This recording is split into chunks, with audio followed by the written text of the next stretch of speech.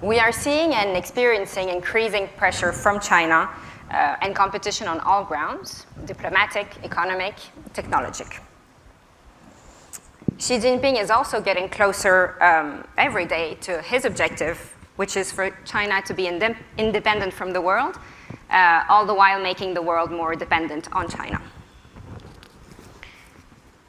The new US administration is focusing most of its efforts and energy on defining its policy towards China and towards the Chinese challenge, they would say, and trying to get partners and allies on board. US-China tensions are all-encompassing, but we see specific competition over key enabling technologies. For the EU, the main challenge is to reconcile how a government we deem to be a systemic rival in March 2019 can at the same time be a strategic partner. China is now inside Europe. It practices pick and choose in its relations with the EU.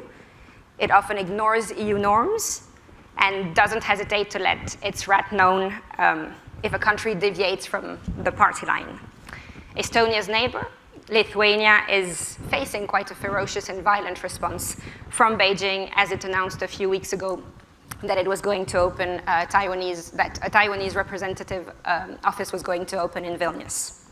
How the EU responds to this will be a test for its credibility.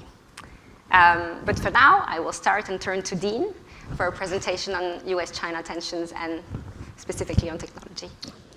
Well, good evening, and allow me to begin by expressing my appreciation to ICDS for the opportunity to be here this evening. My comments are going to try and place US-China tensions both in context and to provide some additional focus on the technological aspect. To begin with, I think it's very important to recognize that US-Chinese tensions did not begin under Xi Jinping. They did not begin with Donald Trump. They date back at a minimum to the 2008-2009 period, when we saw the Chinese begin to expand much more into the South China Sea, begin to increase tension with US forces in the Western Pacific, but also take an ever more assertive stance towards a variety of territorial issues and towards its political neighbors. The technological aspect of all of this is rooted, I would suggest, in the CCP's view of living in what they term the information age. From the CCP's perspective, we now live in the information age. We have transitioned out of the industrial age. What that means is that the fundamental currency of international power, in their view, has shifted. And now it rests upon, whereas in the industrial age, it was a matter of how much merchant shipping did you produce? How many tons of bauxite did you smelt? Now it is how much information do you generate? Do you transmit? Do you analyze, which is a human, not a technological aspect? And how much can you exploit?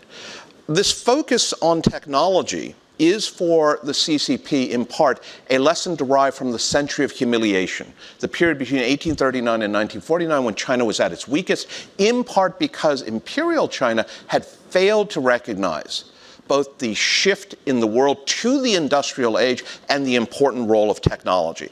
And in a very real sense, Xi Jinping's China dream of the great revival of the Chinese people rests upon China's ability to be an active generator as well as producer of technology. And this in turn ties to the Chinese concept of comprehensive national power, which is how they measure and compare China with nations as varied as Bolivia, Germany, Estonia, Thailand, and of course the United States. Comprehensive national power encompasses not just military and economic capability, but diplomatic respect, political unity, science and technology, and even cultural security. But technology plays a role in every one of these pieces. When we look at US-China tensions in this regard, the tendency has been to focus upon high technology. Military technology is a natural piece of this. The US and China compete in space technology, increasingly in stealth technology. Information and communications technology is another realm in which there is very clearly competition. In particular, the Chinese talk about ABC, artificial intelligence, big data, cloud computing, and also quantum computing. And in each of these areas, it is not so clear how much longer China is going to be dependent upon IP theft, because China increasingly is in the very first ranks of these key technology areas, particularly artificial intelligence / machine learning, but also quantum computing. But I want to emphasize here that China is not only competing in advanced high technology or those areas that have military application. When we look at Made in China 2025, it is very clear. Made in China 2025 says China wants to be independent in 10 key technology areas. And it is very clear when we look at these technology areas that they are not only in high technology. For example, it includes railroads. And I don't mean bullet trains. I mean basic locomotives, old-fashioned heavy steel and aluminum. But that moves material, that moves equipment, ocean transport, agricultural machinery, very dull, very boring, very essential for building the foundation of an economy. Also, it is important to recognize that technology is not just about technology. It is also about industrial standards. And China has promulgated China Standards 2035. And this is an attempt to ensure that Chinese products can never be excluded from a market because it fails to meet standards, while at the same time imposing Chinese standards on global technology development. For example, in cybersecurity, in information security on your smartphone, China has managed to ensure that Apple does not use the highest level security, but uses a security standard that is inferior, but which China would prefer. I will leave it to your imagination as to why China might prefer a less capable capacity. What this really goes to is that we face comprehensive competition, not only between the United States and China, but between China and the rest of the world. Not just the Western world, but the entire world. Because China recognizes that technology is not just about the high end, all the high end is important, but it's about the broad range, and that technology in turn touches on so many other pieces. I would suggest, for example, because you know that Afghanistan will eventually come up in even this panel, that one of the key markers is going to be, for the Chinese, how many countries quietly reverse their position on Huawei in the future? How many countries are going to be told by the Chinese, the Americans are not reliable? Now, that's a defense issue. But angering me, China, by prohibiting me from entering your 5G networks when I produce perfectly good equipment that is inexpensive, well, that's a poor choice on your part. And how persuasive will that be? Let me conclude. China is practicing, in the words of the president at the dinner the other night, a challenge to the global posture. And while her comments focus more on the values end, talk about human rights, I would suggest that this also applies at a more technological / trade level. That what we are seeing is the emergence of a new technological mercantilism. That we see a China that believes in informational mercantilism. It has a right to your information and to access your information networks, but you do not have a right to penetrate the Great Firewall of China. And supply chain mercantilism. As Tara said, China should be part of your supply chains, whether you are making cell phones or agricultural machinery, railroads, or quantum computing. But you have no role in their informational environment. Thank you very much for the opportunity to be here today. Thank you so much. François, you've written about the era of predators. So can you tell us whether China is a predator? And if so, what are the hunting grounds of this modern predation? Short answer is yes. The longer answer, well, first of all, technology is vitally important, and I agree with everything that Dean Cheng said on this score. But the problem of China is not at heart a technological problem. The problem of China is that it is a totalitarian system which has its own values, its own mode of governance, and which has an ideology very much, I wasn't going to say of its own, since it's an ideology which the people in Estonia are well placed or badly placed to have experienced in the not so recent past. This is an idiocracy, and technology is an enabler of this ideological system. The cyber dictatorship, the cyber aggressor, the cyber proponent of a certain form of international order or disorder. This is what we have to take into account. This is what makes China more dangerous than simply having to face a techno-mercantilist challenge. You don't fight a techno-mercantilist challenge with aircraft carriers. You don't need to have a US-Chinese geopolitical standoff if it's only about techno-mercantilism. That's my first point. Second point, and this harkens to something which Carl Bildt said earlier on, we have transverse planetary threats, short-term pandemics, longer-term climate change. It is vitally important, of course, that we meet these challenges together, as he told us. The problem is that in this pandemic, China has not demonstrated any particular willingness to enable us to face this kind of threat. The lack of cooperation by China in providing any serious data on the origins of this pandemic do not bode well for Chinese cooperation on other planetary threats. So this is also something we have to take into account. Now, where does this leave Europe? And this is my main thrust. Some of you, and we talked about this already in the nuclear session that we had over breakfast, so those who were there will forgive me for raising it again. There's a remarkable science fiction novel written by a Chinese person called Yu Qi-qian, which is called The Three-Body Problem. It's an excellent book, I would add. I'm not usually a science fiction fan, but this is really good. And the three-body problem, which exists in physics, is when you have three bodies with a strong gravitational field which intersects, you cannot, apparently, I'm not a mathematician, you cannot predict in advance how those three bodies are going to interact. Mm-hmm. Those three bodies in geopolitics are China, the US, and in a different way, Russia.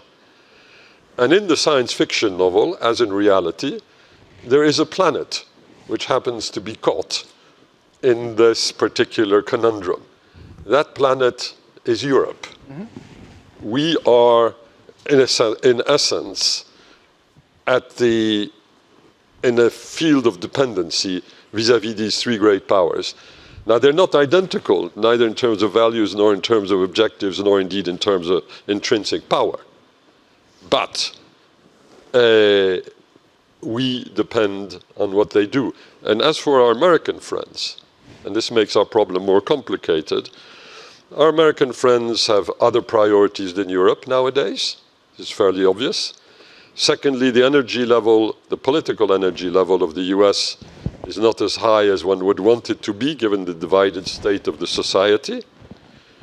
And thirdly, those means of power which the United States retains and for which there is no equivalent Chinese power today, which means, in other words, we're not talking about military power, in which China is catching up very quickly.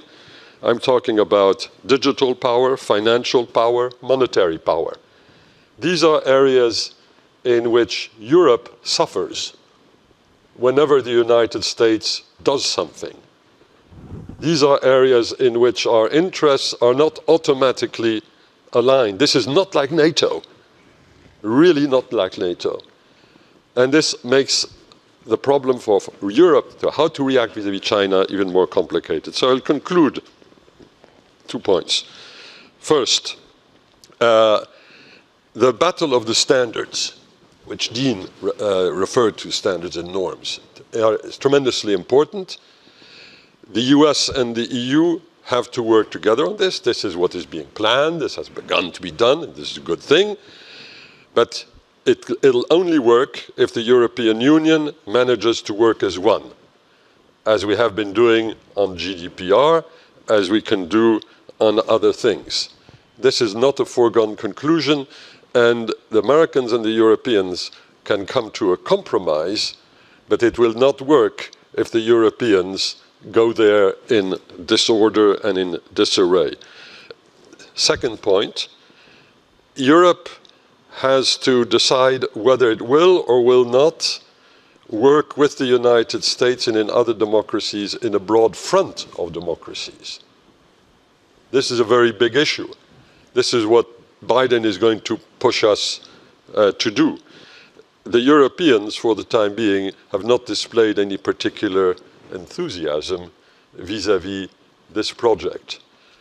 I am not going to conclude on what we should do. That we can discuss in the debate, but that's the question which I will leave on the table for us to discuss. Well, I'm pretty sure that's a question that can be taken over by Ulrike, actually.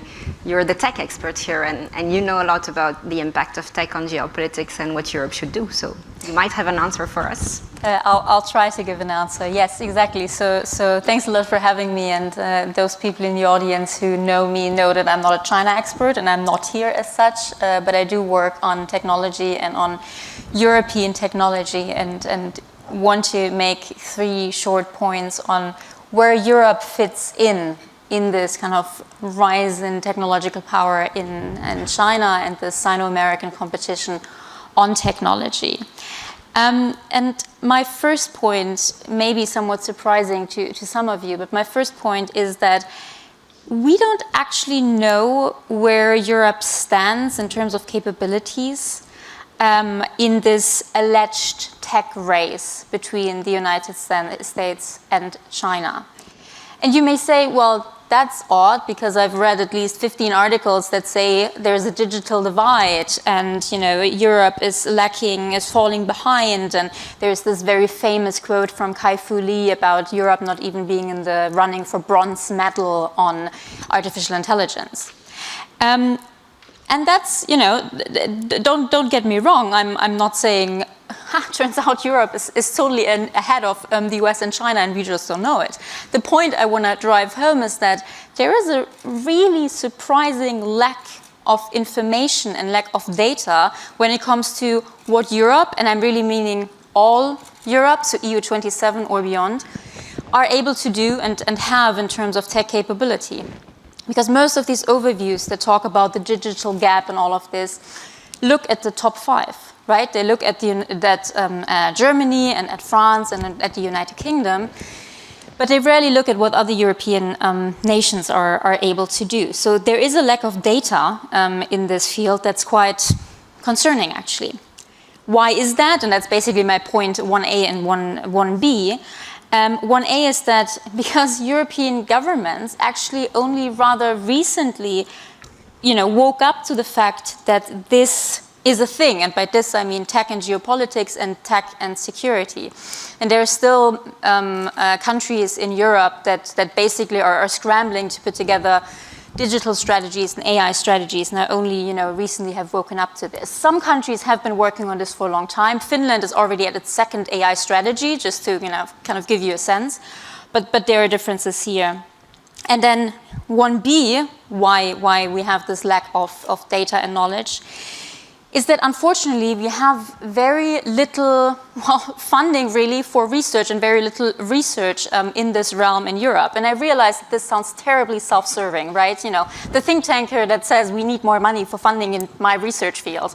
But the fact of the matter is, when you look at the United States, for example, they have, just to take one research organization that has been doing amazing work in this field, the Center for CSET at Georgetown University. Their funding just went up to $100 million to focus on AI and security. Where does the money come from? Philanthropic, it's private funding, partly from tech companies and partly from foundations. And I'm, only partly joking if I say, I'm not sure whether we have 10 million euro being invested in this in Europe. So sorry for being self-serving, but this is something that's actually a concern.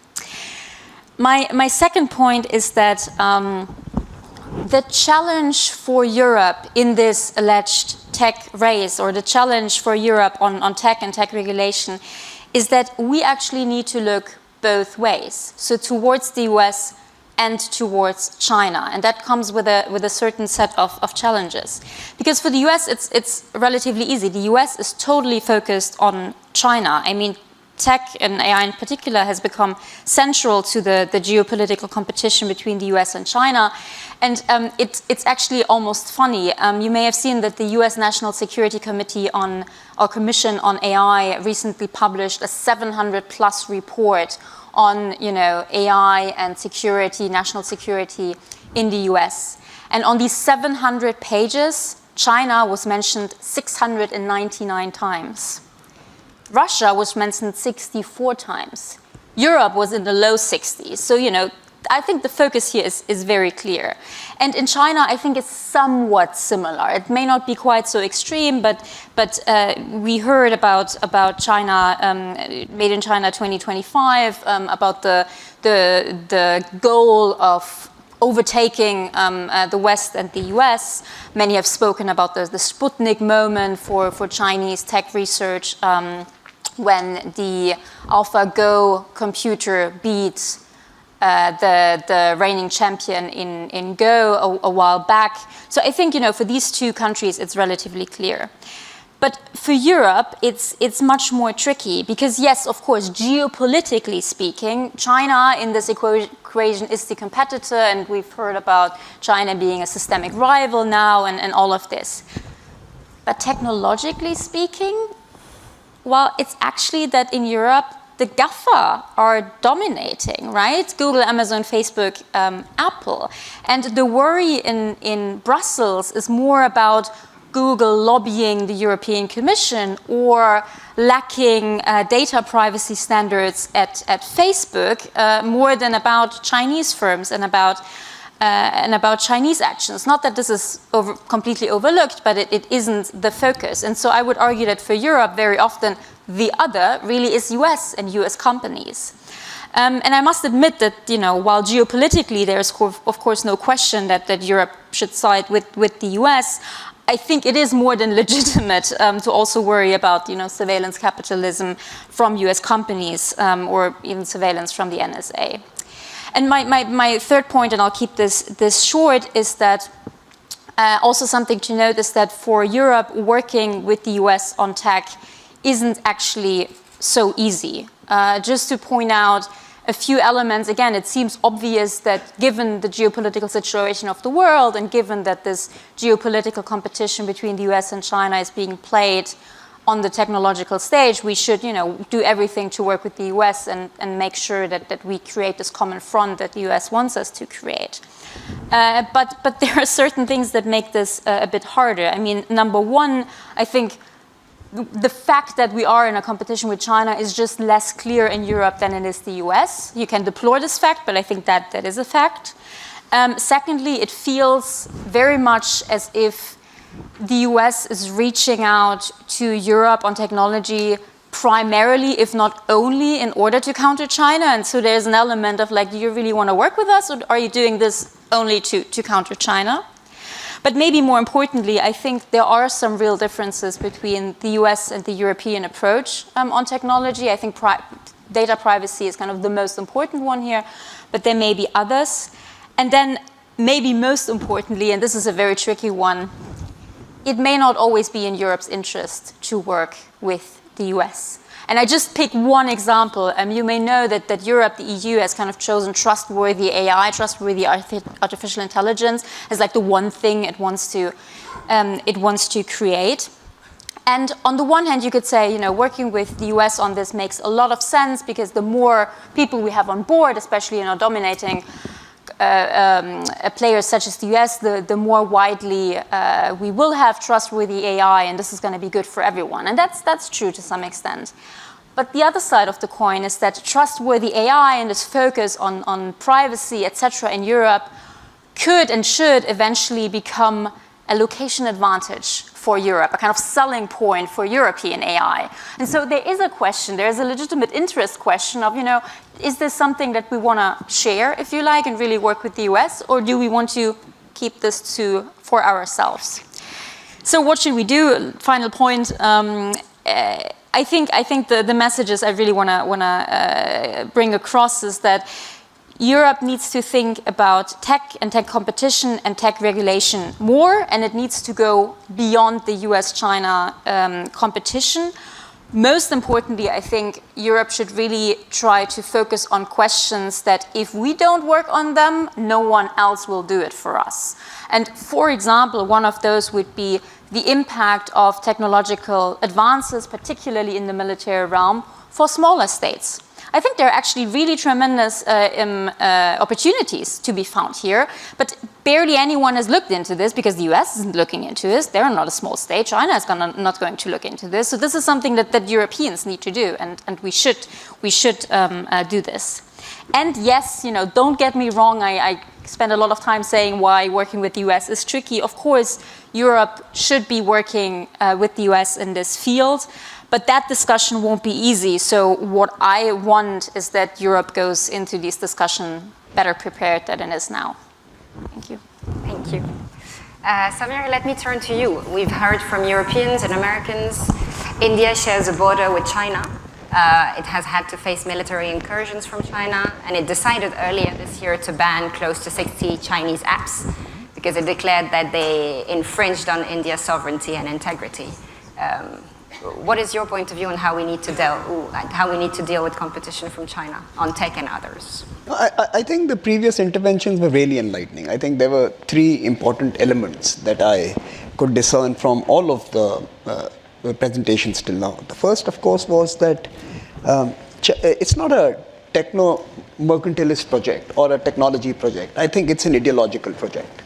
And let me try and unclutter this further. I was in a conversation with one of India's finest minds on China, Ambassador Vijay Gokhale, the former foreign secretary. And he said something that really struck me. He said that we have always said Pakistan is an army that has a state.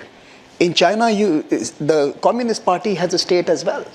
So I think if you start understanding the political ideological framework within which all instruments are propagated, used, deployed, nurtured, invested into and created, you will start seeing that there is only one single purpose of ChinaTech: furtherance of the agenda, ideology, views and worldviews of the Communist Party of China. So this is not a technology project, this is a CPP project as it moves towards 100 years. And I think this is the 100 years of the rejuvenation of the great nation. Emperor Xi is going to use the information age to recast, restructure, and rewrite every assumption that Europe has allowed itself to prosper with. Every assumption. Nothing that you hold dear to you is going to be untouched. Their project is comprehensive.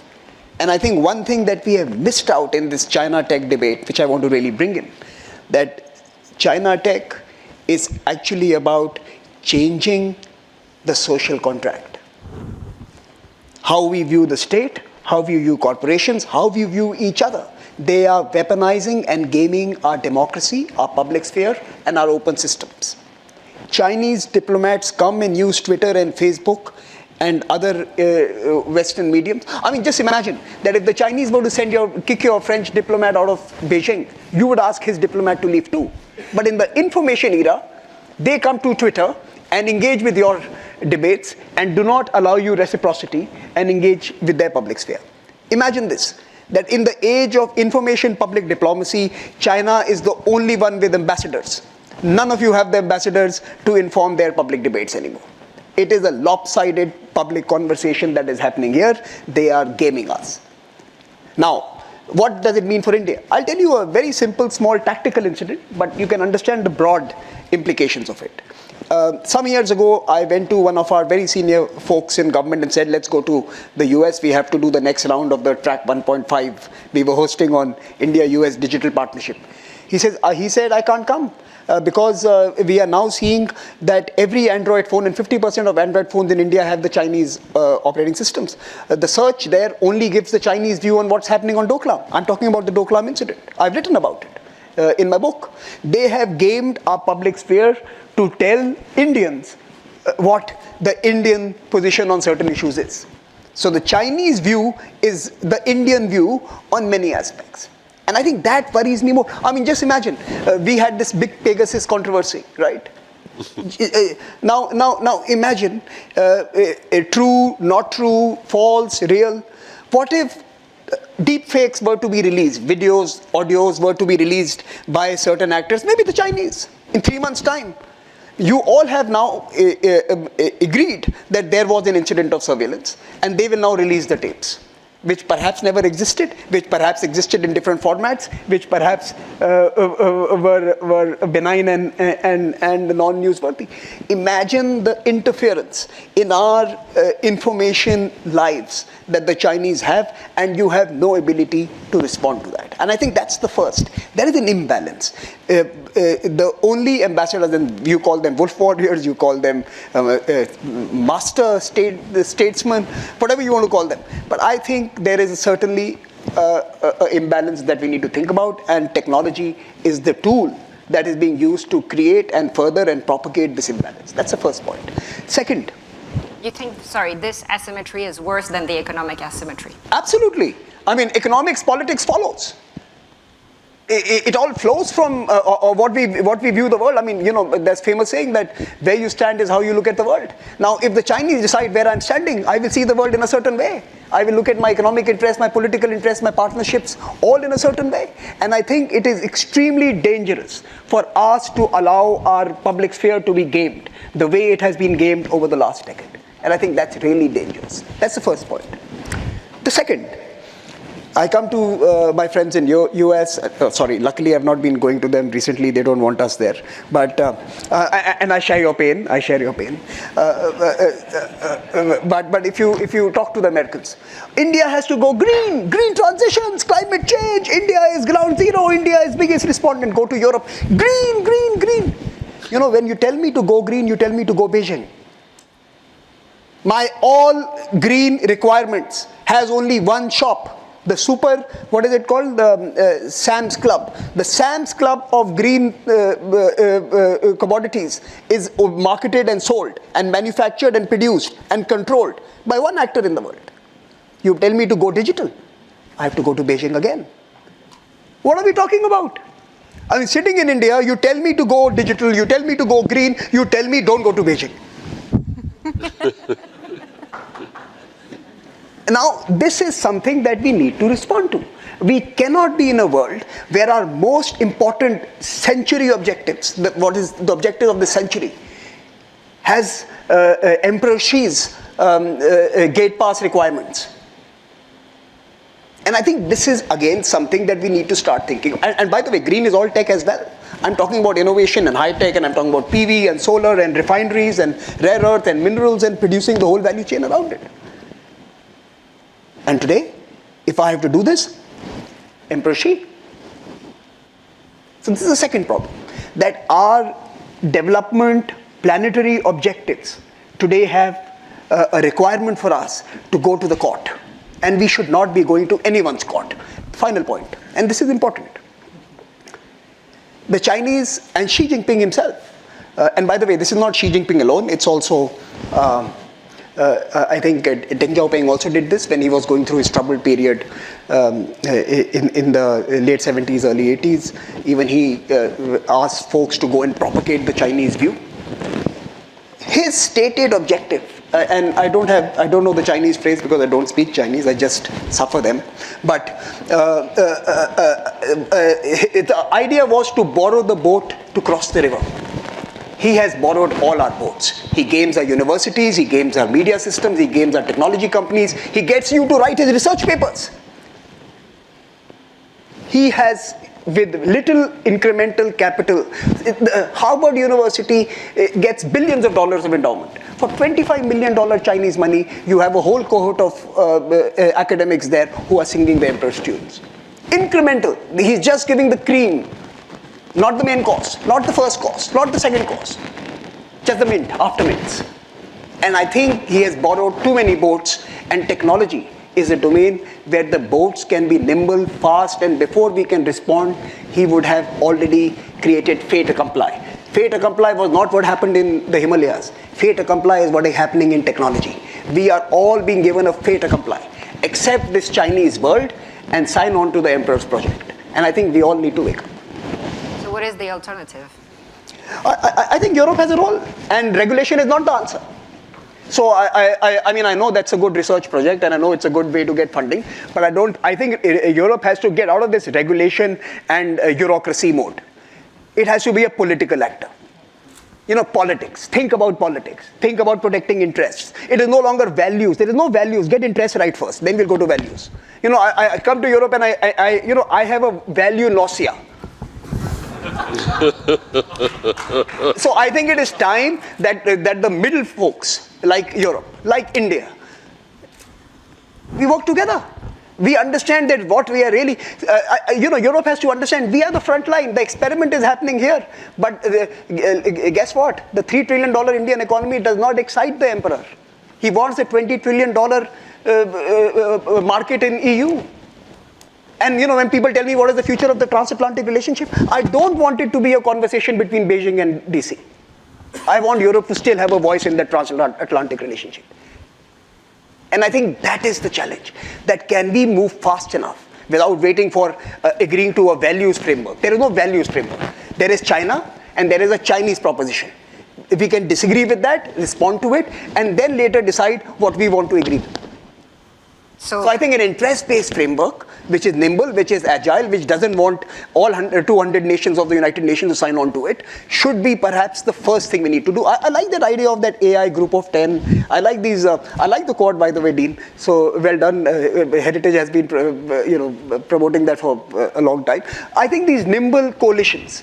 The multilateralism is never going. The golden age of multilateralism is behind us. Now we are entering the dark age of plurilateralism. We will have to create coalitions of convenience, coalitions of coincidence, and sometimes coalitions because we disagree with someone else. And I think China allows all three of them to play out at the same time. And I think these coalitions are important. I come to Europe and we are still thinking about how can we engage with China? They are a strategic threat. You don't engage with your strategic threat. But do private... I still hear this. Samir, do private companies agree? Because it's one thing as a think tanker to say this, but in tech, I mean, the industry is really important. They can decide that their interests are not... No, I totally agree. When I say borrow the boat, the first boat they borrowed was your private sector. You are so intent in selling your Mercedes-Benz that you will get them to rule your kingdom. They have borrowed that boat as well. And I think it is time that this, public policy folks, political leaders, the Prime Minister would know, had two options, incentives or sticks. Europe decided to throw the stick, and they keep giving incentives to the private sector. It is now time to use the stick. You have two carrots and stick policy, get into the stick mode now. I think you have to draw red lines. You have to create certain boundaries. Sorry, I'm being a little... No, sorry. François, you wanted to... Yeah, first of all, as you have noted, Samir and myself are saying pretty much the same thing about the nature of the Chinese project. And I would simply make a note, and that is China, I think, is the only country in the world which does not have a national army. This may surprise many people. It does not have a national army. The People's Liberation Army depends on the party. It serves the party. The Ministry of National Defense is zero in China. There is a Minister of Defense because you need to have protocol occasions, but it really is for protocol occasions. This didn't really matter when China was not a superpower. These things do matter now. Second point on Europe. First of all, Europe alone has managed to impose certain norms. Mm-hmm. We are not actually a digital weakling. I agree with what Ulrika said. GSM 30 years ago and GDPR more recently. And the American techs were saying, we'll never implement GDPR. Well, one by one, they all do it because there's no way they can tap the global market if they do not adopt the EU norm. Problem with that is that the EU will lose its normative power if it does not improve its performance in the next generation of digital technology. We will have to play not only defense, which we have been playing belatedly by creating more or less something which looks like the American system of technology control, the Committee on Foreign Investment in the US. We're not quite there yet in the European Union, but we're starting to do that. We have to play more offensively. The Americans alone are actually not very good at imposing standards. There are very few areas in which an American standard prevails globally, whether it's in sports, whether it's in electronics, whether it's the one area in which the Americans prevail is still Hollywood movies. But otherwise, norms are not something the Americans are very good at, global norms. We will have to devise the norms together. That's a really, really important point. Last, the provocation. And this goes very much in the direction of what Samir was saying. China decided 15 years ago to build a digital, 20 years ago, a digital Great Wall. The Americans thought they would never be able to do so. Bill Clinton is quoted as saying, you can't build a wall around the internet, etc. Ha, ha, ha. Well, ask Facebook how much business they're doing in China or other American companies. Europe has put in place the GDPR. This is the beginning, not of a great wall, but elements of some form of architecture. If China continues with this great asymmetry, where they have the right to consider the world as a place they can conquer, whereas we do not have the right to enter into China, except as a subcontractor, and when you refuse, and when you pretend to be more than a subcontractor in your own line of business, unpleasant things happen. Ask the CEO of Saab Ericsson how difficult it was with the Chinese when the Americans and some Europeans were saying, well, Saab Ericsson does perfectly good 5G. Why doesn't Europe buy 5G? Well, the Chinese made it very clear that if there was any form of preference at the expense of the Chinese, Ericsson would lose its business, very lucrative subcontractor business in China. This is the story that you've been telling about the boats. You can put it that way. But Huawei is still banned in Sweden, so maybe Samir. Well, just very. I think Francois is absolutely on the mark. I should have mentioned on the regulation part. I think the regulation has to be political. I didn't mean that there's no need for regulation.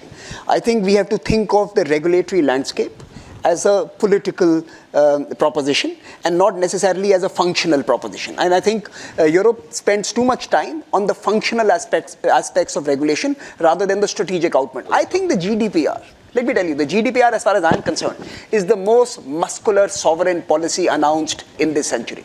Let there be no doubt about it. It has made everyone bow down to it. The Indians too, we were complaining, right? Now we want adequacy commitments from Europe. So I think we expect Europe to come up with those muscular regulations which have a strategic impact, not necessarily deciding just the size of the nut and the screw, but actually where the nut and screw is going to be used. And I think that's the deployment of regulation on a political and strategic plane becomes, I think, something Europe can easily do. It is up the field. And guess what? We used to hate the norms words from Europe and the values word. But now if you look at our own connectivity mantra that we give in our neighborhood, we have basically adopted the European formats of values and norms. So we want to be your partners in normfare. Let's become partners in normfare and let's create an architecture where we can actually respond. Ulrike? The direct reaction to that, because I also took kind of issue with what I initially understood as you saying, kind of Europe should stop this focus on regulation and value and be more political. Because I actually think that now is the perfect moment to focus very much on regulation and values, but you need to see it as a political tool. Regulation is political, values are political. The thing is, Europe, the EU at least, I think this is actually an EU problem because it's so not in our DNA to think geopolitically. The EU is still very much in this mindset of regulation and values because it's good for humankind. And I mean, I like that approach. It's just that it doesn't quite fit with current realities. And it would be good to also think about regulation and values because it's good for us and kind of helps our positioning. And one super short point about GDPR and the more recent efforts by the EU of regulating or kind of curating the world's first rather comprehensive regulation on artificial intelligence. I think this is really going to put the so-called Brussels effect on the spot. Because GDPR, when GDPR was created, no one really was working on data privacy rules. And so there really was an open field for Europe to impose its rules. And it did so well. I mean, personally, I'm a big fan of GDPR. There are a lot of people that kind of criticize many aspects of it, but I think overall it worked rather well in the sense of, we've created something that we thought was right, and it was largely adopted throughout the world, even though the UK is now apparently leaving GDPR rules. So let's make of that what you want. But my point is that, this was the situation with GDPR, and that was already tricky enough. With AI regulation, very different, because everyone wants to be the one to set the norms and standards for AI now. So this is going to be really interesting, whether the fact that the EU came up with this rather comprehensive regulation on AI, whether that's going to give it this big advantage and whether it can kind of repeat the GDPR effect. And honestly, the bets are still on. I can't tell you, but I think that's something to think about, because you always say that, we're just going to repeat GDPR. Well, let's see. Dean, just a couple of reactions to some of the other comments here. Let me begin by the issue of trustworthy AI. The idea of cooperating with China on the issue of trustworthy AI smacks almost of working with an alligator on vegetarianism. I don't think anyone really proposes that. Well, but I mean, the idea of cooperating technologically with the Chinese truly is, and you can see a variety of corporations in the United States that engage in joint ventures with the Chinese, only to find that inevitably their IP evaporated. More to the point, however, is this conversation very rapidly went down the AI, high-tech, ICT path. And perhaps regulation works there. Perhaps GDPR is a wonderful, shining opportunity. One of the things I tend to focus on is China's space program. There aren't that many folks who look at China's space program in Chinese. And one of the responses that we have seen to American actions, which is the rise of commercial space capabilities in the United States, is China's effort to develop a commercial space capability of their own, some of which are simply relabeled state-owned enterprises, but some of which are actually commercial entities, more in the space services sector than in space manufacturing. Where are Europe's commercial space entities? Where, the issue was raised about, is this really a choice between, the American approach and the Chinese approach, and what about all of the things that Europe might be doing that haven't been studied? And coming from another think tank, trust me, I hope you get lots of funding. You and everyone. But let me just point out, as far as I know, and I'm a provincial American, I freely admit this, I don't know of too many European computer manufacturers in terms of laptops, or European programs, other than SAP, which is heavily used by people who do databases, and some game designers, which is a multi-billion-dollar business, so that's not derogatory. But in just about every other aspect of the supply chains and other things, where is Europe? Not in terms of has there been a study done on this, but simply your cell phones, your laptops. How many of those are made in Europe? I think that, research is always helpful, but my wife, who does healthcare, jokingly observed that no one's ever done a double-blind study on the utility of parachutes.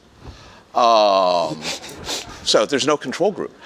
So I think that the absence of a European presence in the hardware and software realms, in the area of commercial spaceflight and in a number of other areas, suggests that while regulation can play a role and absolutely can be part of the defensive aspect, it is just as likely to wind up choking off opportunities for development.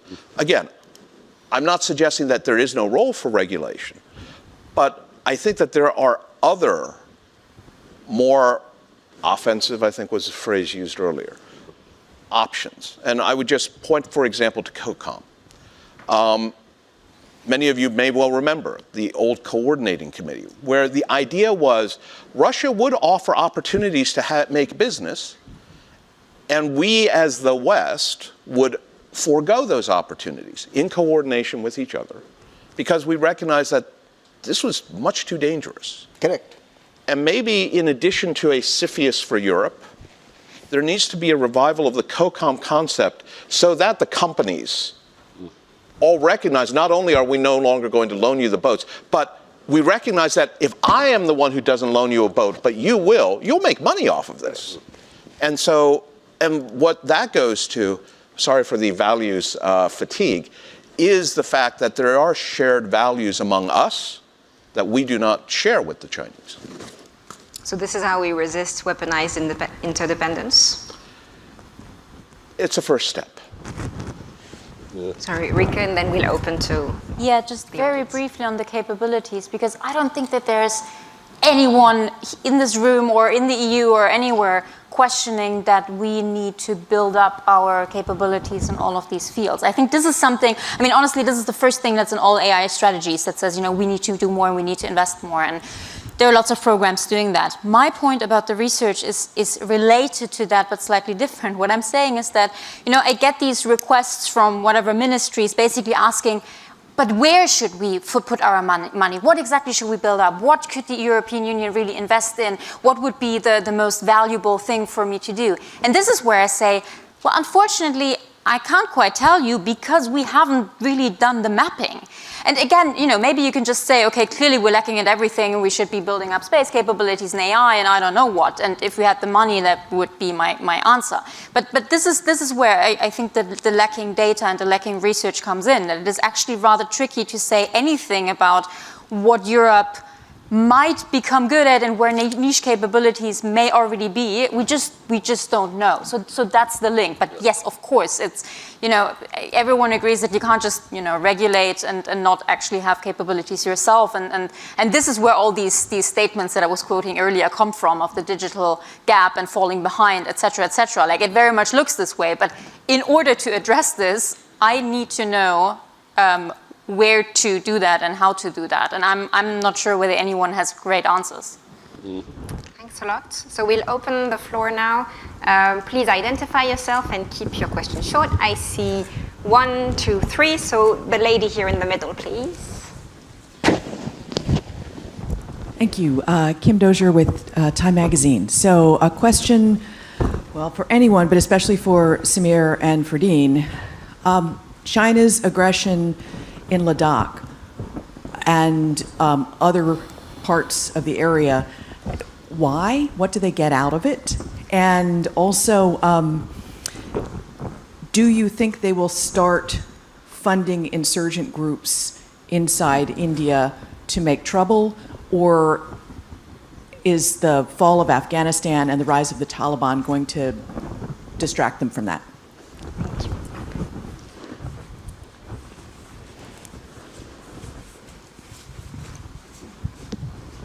Thanks a lot. So Kaushal Hub from Atlantic Council. I think one can always count on Samir to wake up the crowd, so thanks, Samir. But I think leading on his point, especially on the technology side of stuff, it is important now to not only look at two standards on technology, particularly his point on political side of it. So for technology to be trusted, first has to meet the technology proficiency standard to do well what it's purports to do.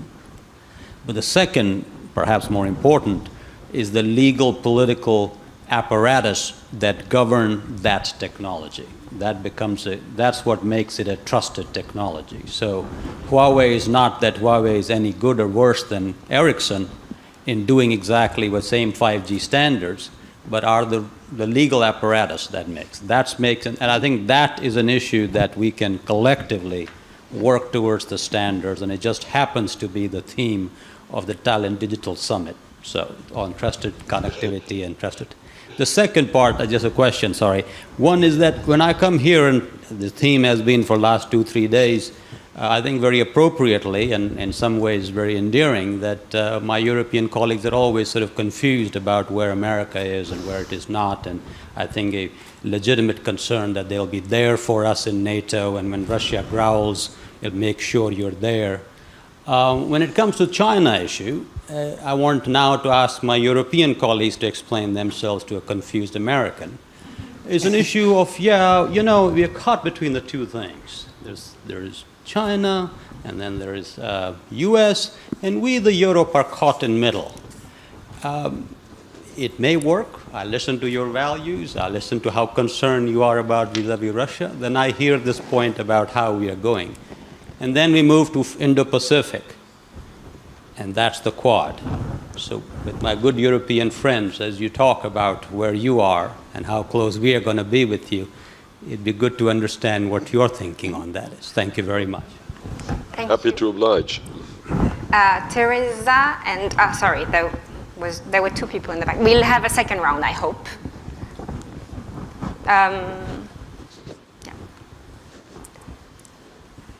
Someone, sorry, here in the middle.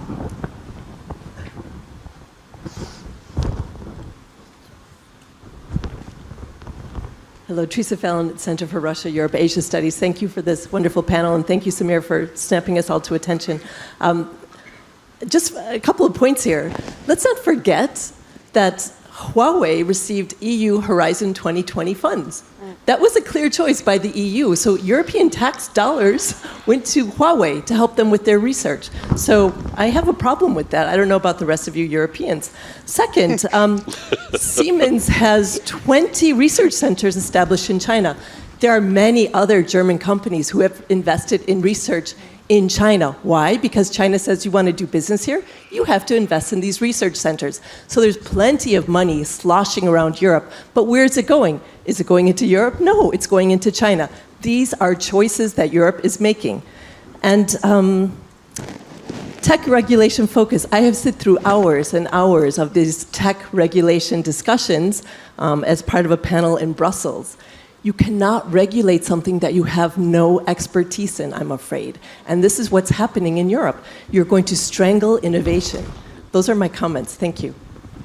Thank you. So we'll start, we'll have another round later. Dean, do you want to take a few of those questions that were addressed to you also? Sure. I'm certainly not going to address will Europe be there for the United States. I will defer to the Europeans. But why China and Ladakh, China and Gaowan, China and Pangsong Lake? What I would suggest is several things. One is that the Chinese have actually openly said about the importance of striking in the East while holding in the West. This is part of their military writings. So what we have seen is that, in a sense, this is an economy of force. Until very recently, there were no casualties. And even now, there has been no gunplay along the Sino-Indian border. But China has clearly signaled to India that it is prepared to engage in a variety of, frankly, land grabs. And it is gauging India's response. It is gauging the rest of the world's response. One of the fascinating things is, and this goes to technology, when the Chinese first crossed the Indian border back in 2013, there were a number of people who said, well, maybe they got lost. People get lost. It's not well marked up there. So I suspect that the Chinese were very deliberate in resupplying the units that got lost. Now, it's certainly possible that, looking at me, for example, I know I could get lost very easily. But when the truck drivers and the helicopter pilots show up with additional supplies, it's somewhat difficult to say, oh, they got lost too. And as important, and we see this throughout the eastern side of things, no Chinese officer of that party army was ever punished. Now think about that. Mm-hmm. If this was a mistake, if this was gross incompetency, you would expect heads to roll, perhaps literally. But that didn't happen. And instead, we have seen repeated subsequent incidents. And finally, I think that one of the other things is that this is underscoring to the Indian military, sadly, how the balance of de facto infrastructure lays. I had an opportunity once to talk to some senior Indian military officers, and they said that one of the most demoralizing things at times were meetings on the border, where Indian officers are riding up in jeeps after an arduous multi-hour drive up a rutted set of tracks, and their Chinese counterparts show up in lovely sedans, get out, an aide brushes off their coat because they drove up a 4-lane military-grade highway on their side of the border. That Indian officers, Indian observers regularly see air bases, military bases, logistics sites, railways. By the way, Xi Jinping recently did a visit to Tibet, and part of that, unprecedented, not in 20 years, part of that was to say, I run this place, Tibet is mine, and Tibet has the infrastructure, I'm not too worried. I can get up here, and I will go back down. And I think all of that is a factor in signaling to India, you join a Quad, you join an anti-China coalition, whether with Europe or the United States, Australia, and Japan, at your own peril. And I think Afghanistan will play into that strategic message that Samir said. Are you sure the Americans will be there for you? Maybe you shouldn't be. Maybe a word on possible funding for insurgent groups. I think that we are far more likely to see that in places like Nepal. And it won't be necessary funding for violent insurgent groups, but I think that the hybrid warfare model works in every democracy. And you don't have to fund violent insurgents. Pakistan is more than happy to do that, when you can instead create opposition groups, mass movements, et cetera, that simply, this goes to public opinion warfare, one of the 3 warfares of political warfare that the Chinese have written extensively about. There is a doctrine for this. Correct. And it works hand in hand with violence, but is distinct from violence. Samir? Very quickly on that same issue, I think Dean is right, but I think it's something far more urgent for the Chinese as well. Their recent incursions in Ladakh. I think you have to go back to Doklam. Now, whether you believe the Chinese side or the Indian side, I don't want you can read any part of any version of what happened. It was clear that in a third country, Indian troops confiscated certain equipment that belonged to Chinese construction companies. Now, I am not putting any spice over this. This is plain narration of fact. In the recent past, has anyone confiscated any Chinese equipment? They built an island in South China Sea. Were they challenged? They created fait accompli on the seas, and no one came in their way. Here you had an Indian brigade go down, dismantle their work, throw them out, and go back to their side of the border. Now, this for them is deep. This told them that there is a requirement to reset the relationship. There's a requirement to reset the power dynamics. Now, don't get me wrong. I think perhaps they have bitten more than they can chew. And I think Galwan is going to come back to haunt them. And, every few months they declare a new casualty. So by the time we get to the 100 years, they might have a much larger list of people who they lost. They did not expect the ferocity of the Indian response. I think they were stunned. They were stunned by the fact that here they were willing to hold the line. And I think this is not going away. I suspect we are going to see a decade of relentless Chinese pressure on the borders, keep testing us, and to see whether we can continue to hold a muscular posture to defend that red line that we have drawn. So I think this is an ongoing saga. Watch the space for more. On the funding insurgent groups, I started by saying they are gaming our democracy. You don't have to fund insurgent groups. You can create digital insurgency. I think the fifth generation warfare, the hybrid models that most countries today deploy, you don't require the American foundations to go and create the colored revolutions anymore. You can do it on Twitter and Facebook. Americans used to spend hundreds of millions of dollars, fund hundreds of organizations from human rights to scientific organizations which should go and create regime change. Chinese can do it by changing the search settings in your Android phone device. So I think the game has changed. They will certainly do that, and they are doing it. You come up with a certain article, and we as academics have noticed. We publish something, and we face a barrage for a week after that. We see how the public sphere is activated, how our old articles, irrelevant statements are all put out. It happens all the time. We are constantly facing a Chinese onslaught to try and shape the information space. And I think that's happening. And just to Kaushara's point, I think that's a very important point. Let's all be clear. All hegemony is bad, right? American hegemony, if we were to call it that, and Dean, I'm sorry I'm using this term. American hegemony had many features, but one very interesting aspect to it. If we did not like American tobacco laws, we could go and protest outside the White House. An Indian could go outside the White House, hold a banner and protest against American tobacco laws. We could also go and talk to their lawyers and their interest groups to partner with us in opposing American laws. America allowed what I have termed in some of my earlier work, penetrated democracy.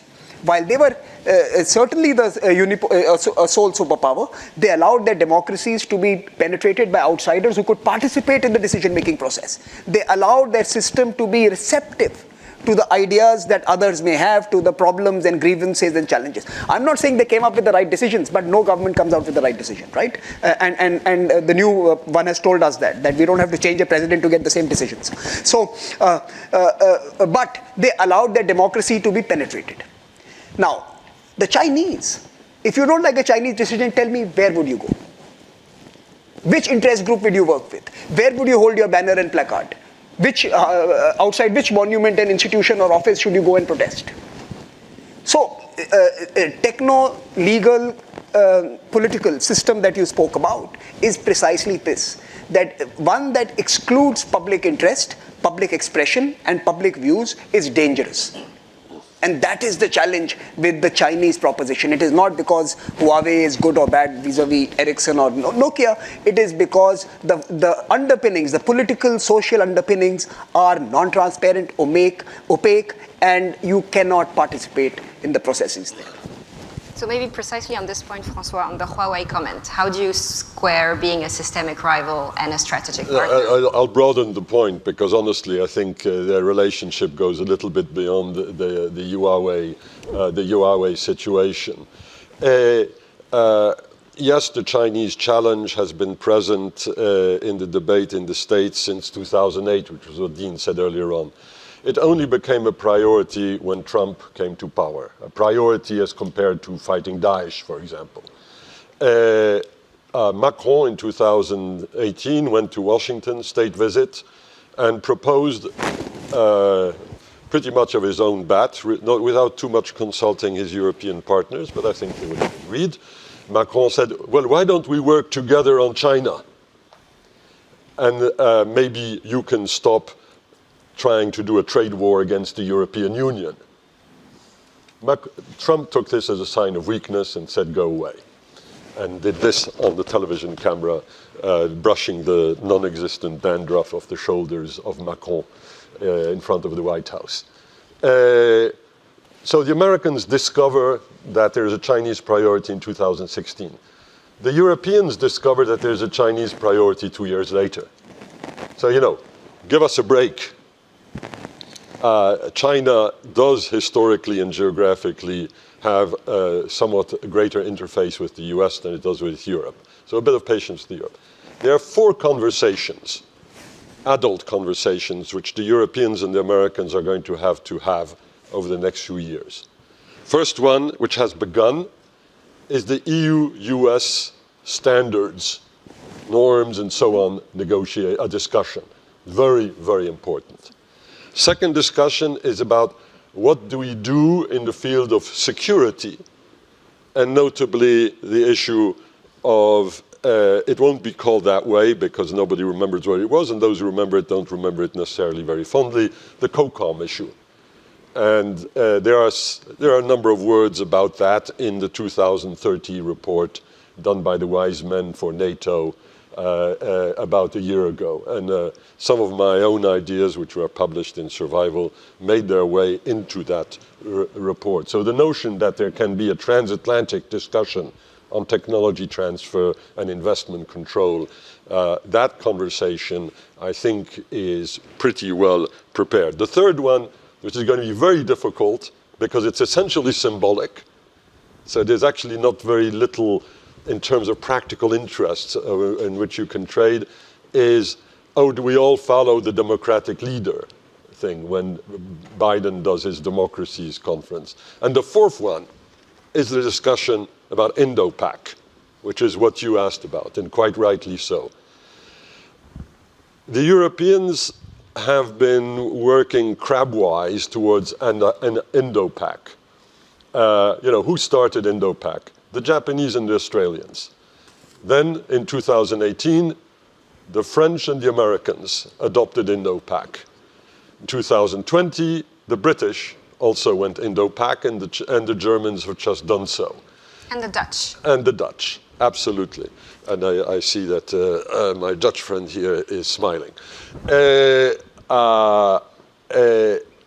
And of course, the French, like the Brits, have been sending naval ships doing what the Americans would call phone ops in the South China Sea. Mm-hmm. There hasn't been a particular lack of this, and it's been very deliberate and it's been signaled and commented over the last 5-6 years. When was the last time a Western warship drove through the Straits of Formosa, Straits of Taiwan, between the island and the continent? I think it was a French ship back in 2019. The Chinese did not like this. So this is a debate which is already beginning. But the Americans will also have to make up their minds. Mm-hmm. Will they prefer a burden-sharing approach or a risk-sharing approach? And this was already discussed in other settings during our deliberations. Burden sharing is very tempting. You, the Europeans, you take care of Russia, and we, the Americans, will be able to focus on China. And if the Russians are too much of a problem, well, that's too bad for you, n'est-ce pas? Call it decoupling by another name. It's very neat. It sounds actually very rational, because, of course, our big problems are indeed with Russia in the field of defense and with a few other Mediterranean countries. But risk sharing, which means being in a limited but very real way alongside our American brothers in arms in East Asia and in particular in the South China Sea and running the same risks as the Americans, that's a very, very important decision to make. A number of European countries are ready to make that decision. Mm-hmm. I'm not sure the Americans are particularly interested when the Secretary of Defense went to Southeast Asia a few weeks ago, when he was put the question about burden sharing versus risk sharing. His answer was pretty much, well, maybe the Europeans should focus a bit more on their own region. It wasn't very encouraging. So, it takes two to tango, and on this one, we're going to have to learn the dance steps. Maybe just one point, there will be an EU strategy on the Indo-Pacific that will be released in 10 days' time, actually. What we call a strategy.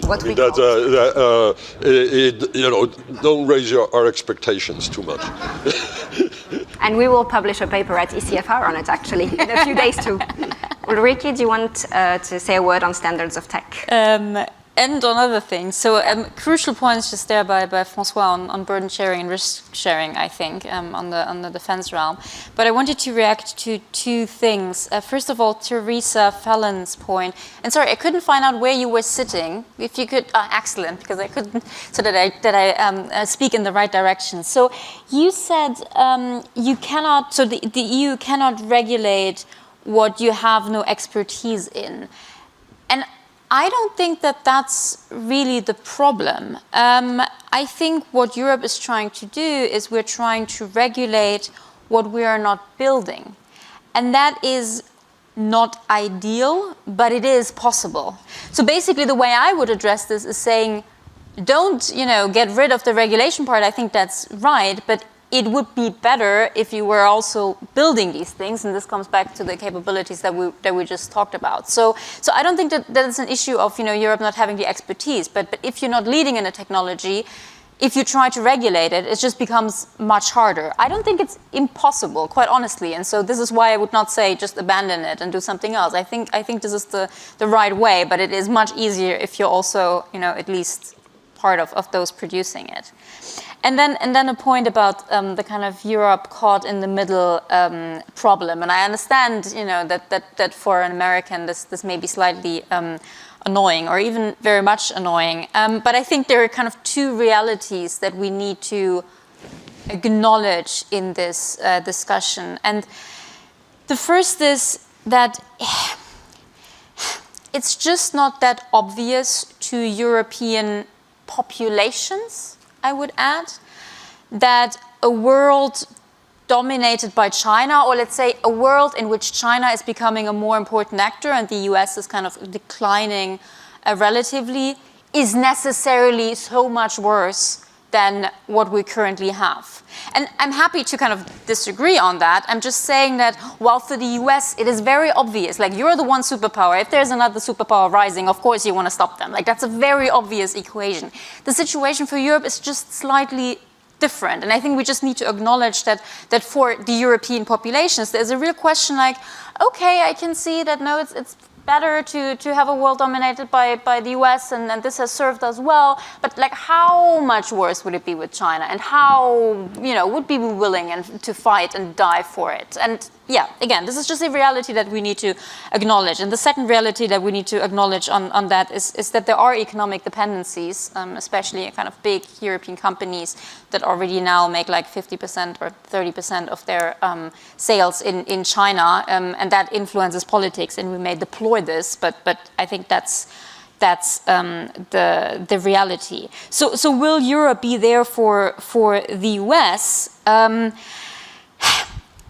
I'd say yes, but it will not and it should not just completely follow the US on everything here. I actually come from the kind of defense and military realm, so I'm more than aware how dependent Europe is on the US in the defense and military realm. So this is one of the reasons why I would say, like, yeah, definitely we should stick up for the Americans because it's also in our vital interest. But the points I wanted to make and why I kind of focused on these elements where there are disagreements between Europe and the US is that, yeah, it's not going to be a complete following, and just because the US says, China is now the new enemy number one, we all need to band together.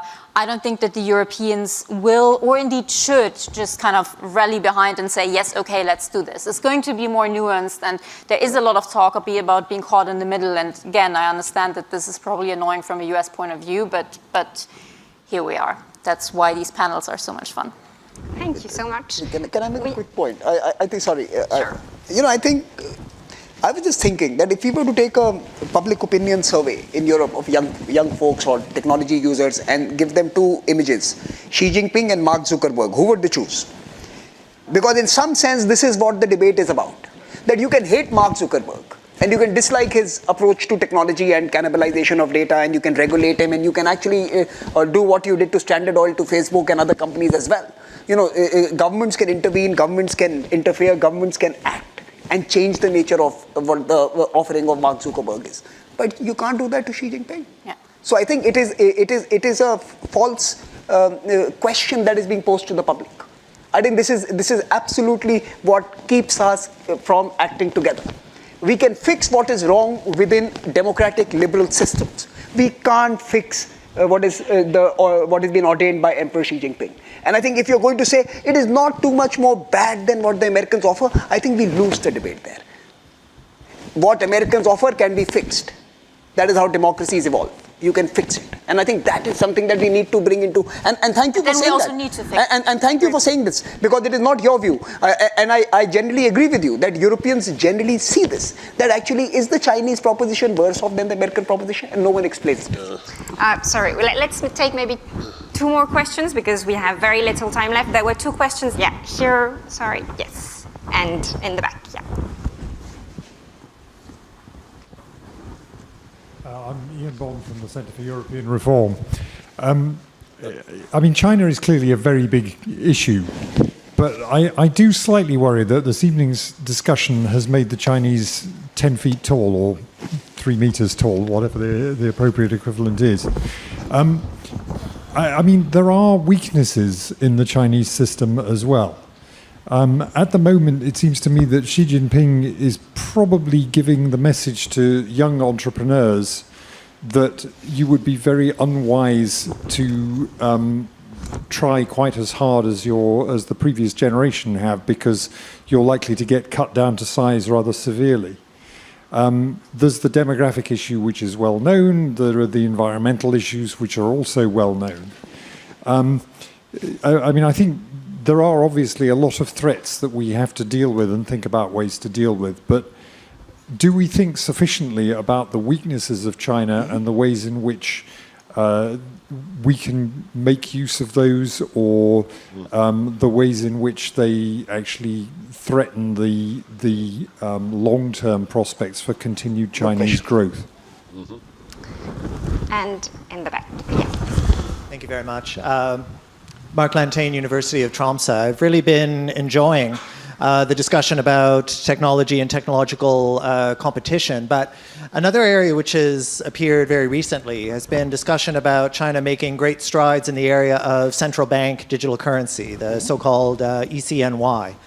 There's been quite a bit of talk about whether this could be a challenge to the dollar somewhere down the line, or at the very least, whether it would provide China with a great deal of shelter from potential future, let's say, Western financial pressure.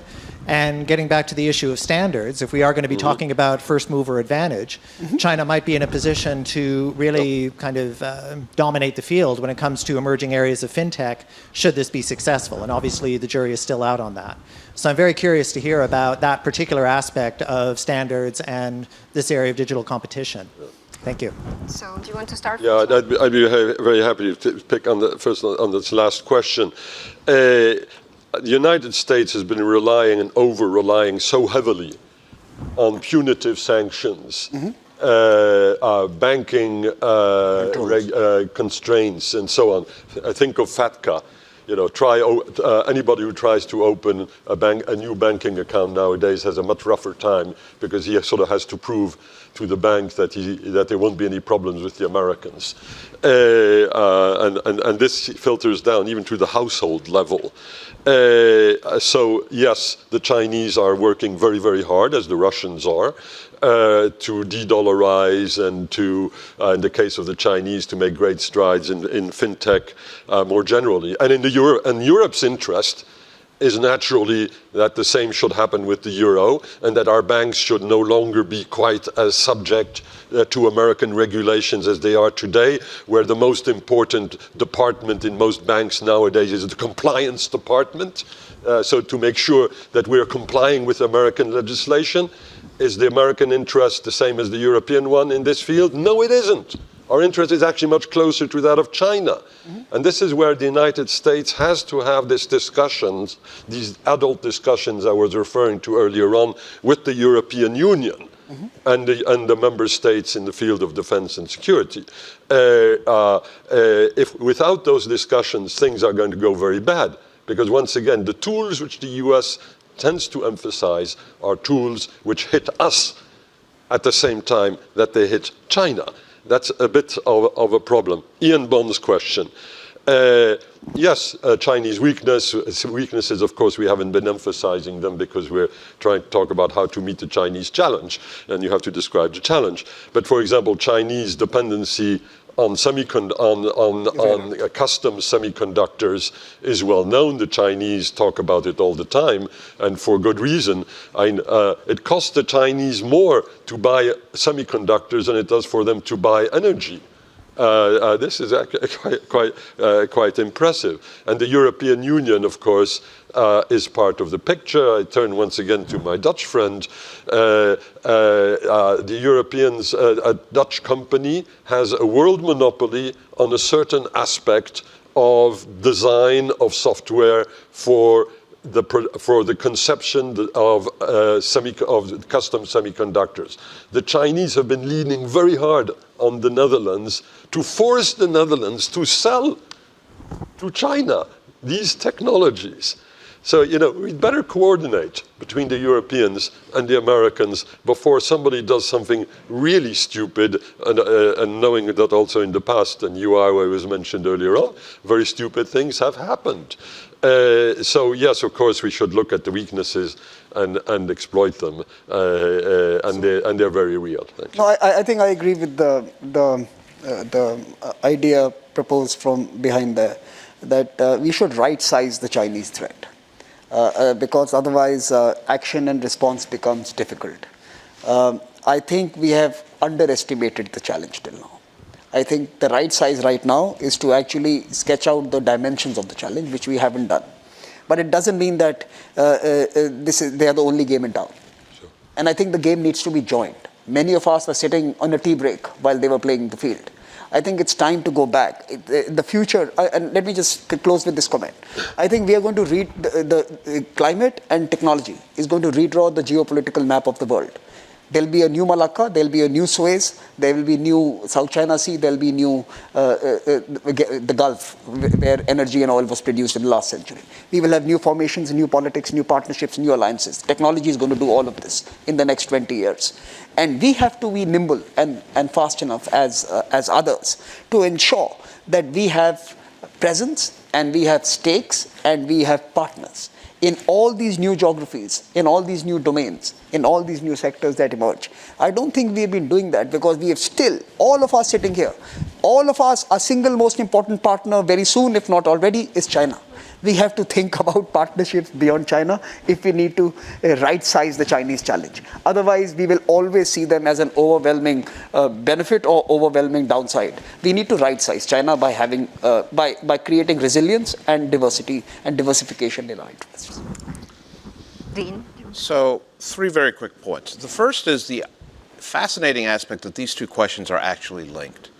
Because one of the things that characterizes the crackdown on Chinese entrepreneurs has been how many of them were ultimately related back to fintech. And in fact, what happened with the Ant-IPO, what has happened with Jack Ma, is in part that Ma reflected a non-central party role in creating financial technology that would benefit the average Chinese consumer, which feeds into part 2, that some of this, I would submit, is actually very limited temporally. The 20th Party Congress, which will occur in 2022, is when Xi Jinping is going to basically codify his continuation as both president and party secretary. There's going to be a lot of politics going on. One of the things that he does not need is unpredictability. The unpredictability of what someone like a Jack Ma or other Chinese wealthy entrepreneur might say or do. There is a real Chinese saying, not one from a fortune cookie, kill the chicken to scare the monkey. When Xi Jinping, in effect, killed Jack Ma, he's still alive, don't worry, he sent a message to every other Chinese entrepreneur and wealthy person. Don't stick your head up, because it'll get cut off. That being said, we also need to recognize that just as there are weaknesses, sometimes those weaknesses, in our view, the Western view, is not necessarily a weakness from the perspective of the CCP. Demographics is a good example. China is aging. China is likely to become old before it becomes rich. This is bad, right? The CCP's perspective, according to a good friend of mine, is, you know what old people don't do? Protest. Correct. They don't riot. They don't protest. So an aging population is one that we can maintain better control over moving forward. So that's a rather, so is that ultimately going to be true? I think time alone will tell. But it's an interesting perspective that maybe what we think of as weaknesses are not necessarily seen by them as such, and conversely, what we think of as strengths are not always seen as such either.